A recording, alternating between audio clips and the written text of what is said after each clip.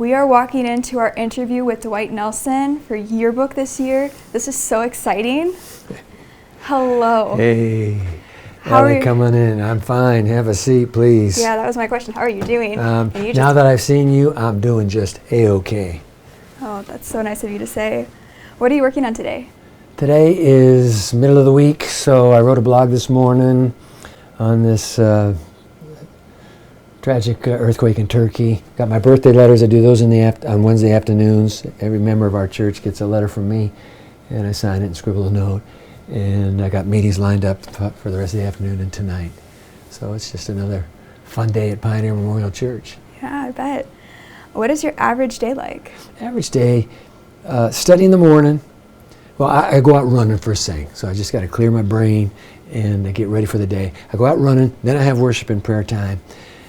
Get ready for the day, sit down. And mornings are generally study, writing. Thursday's my sermon writing day, so the whole day is devoted to doing that. Afternoons, outside of Thursday, I come on in here and I'm sitting with people. We're sitting in that same chair where you are right now. And so we visit through the afternoon. Evenings generally are meetings that have been scheduled, and it's never a dull moment, trust me. Oh, I bet. I heard that you were born in Japan. How long did you live there? 私はね、日本で生まれたんだよ。東京の衛生病院でね。そしてね、14年ぐらい住んでました。だから日本語少しだけ覚えてる。Now what I just told you is I was born in Japan, I was born in Tokyo, lived there for 14 years, which is why I can remember a little Japanese. That's what I said in Japanese. So anyway, it's a great country. Yeah, what kind of impact did that experience have on your life?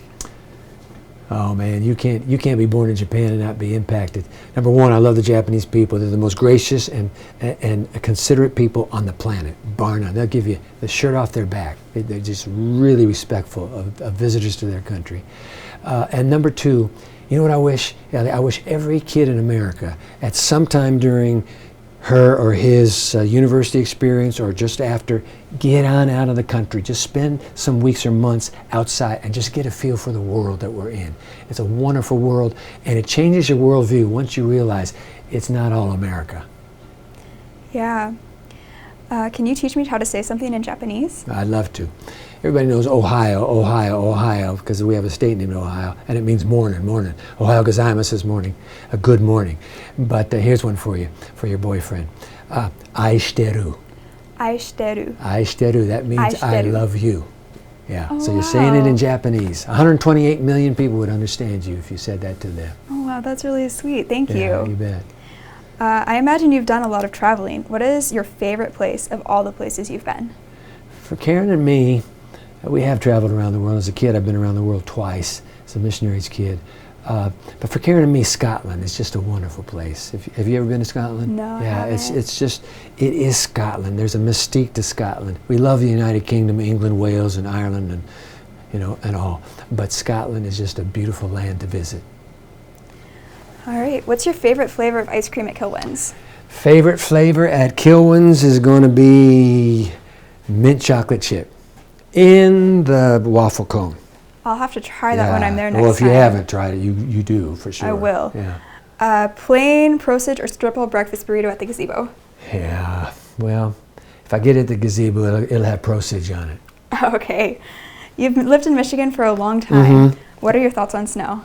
Oh, I love snow. You know, growing up in Japan, as I did, we lived right at the foot of the Japan Alps. One winter, no snow at Christmas. We prayed hard for snow. It started snowing the last day of December and snow for 30 days in a row. We ended up with almost 10 feet of snow on the level, 10 feet of snow. My, oh my.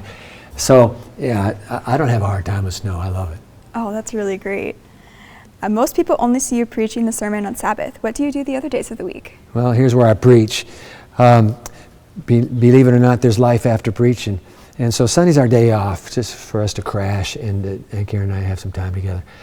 But every day there's something different. My mornings, as I've already mentioned, is study time, and afternoons is people time, people. Evenings is meeting time, meetings. So it's the fun part of being a pastor, and I've been here 40 years, and I just loved it. Because here you get to work with young adults as well. Yeah. What was your favorite sermon you ever preached? Well, that's a good question. That's like asking a parent who has 5 children, hey, which child do you really love the most. No, for preachers, everything we work on is like giving birth. But the sermon that I have preached that has impacted me has been the God-forsaken God. It's on Calvary. And, if we can ascend to the height of Calvary, then we've ascended to the highest place that a human being can get to. And it's where the truth of the universe coalesces in that one death and resurrection. Yeah. Your sermon with the lightsaber is particularly memorable for many students at Andrews. Is it really?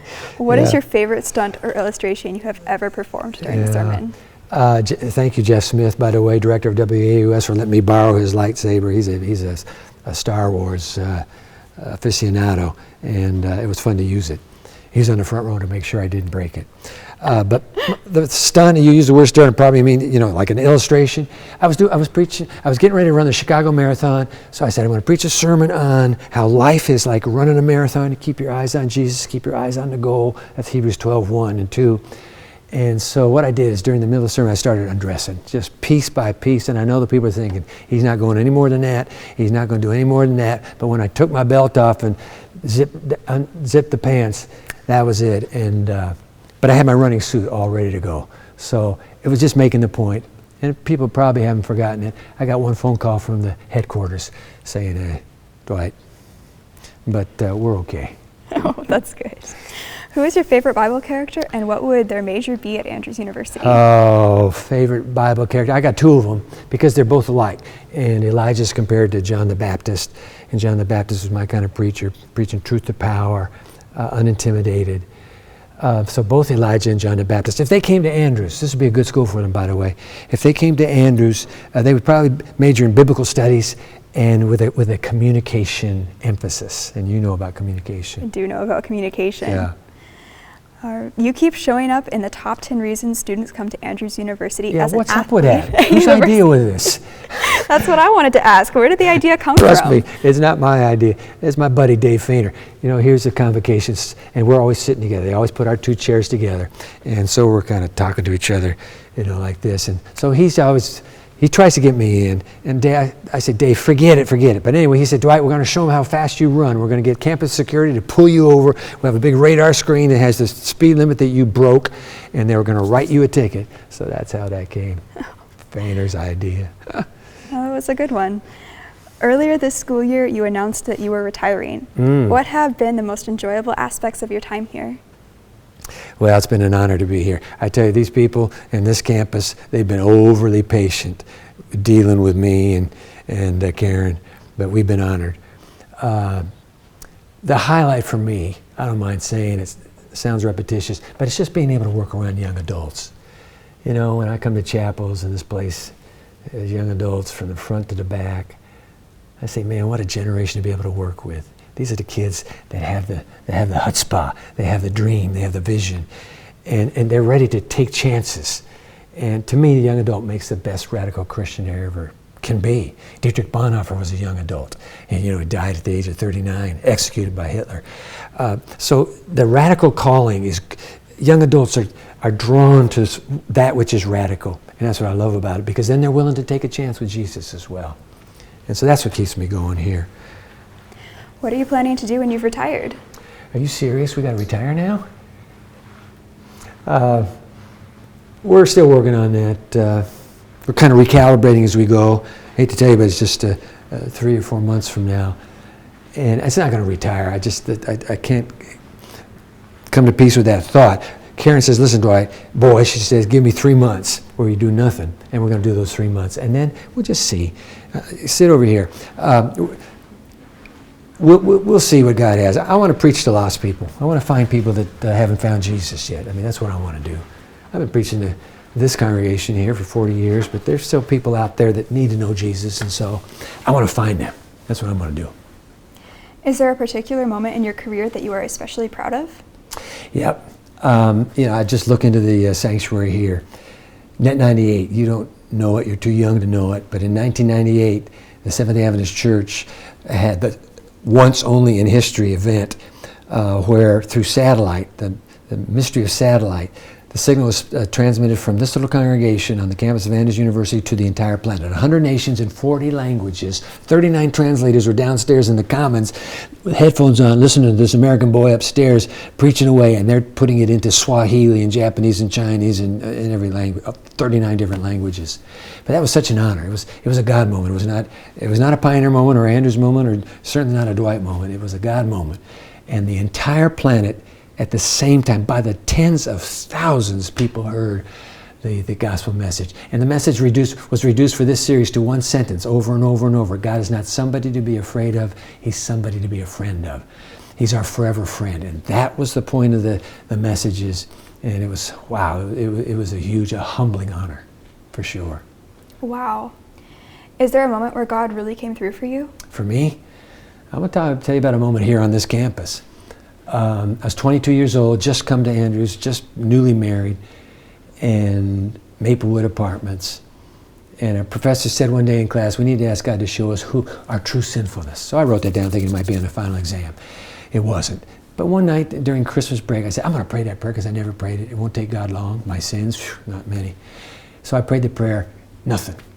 2 weeks later, my world fell apart. Just this darkness descended over my soul. I didn't know what to do. I thought I was going crazy. I went back to the professor. I said, yo, it was your idea. He said, go read Steps to Christ.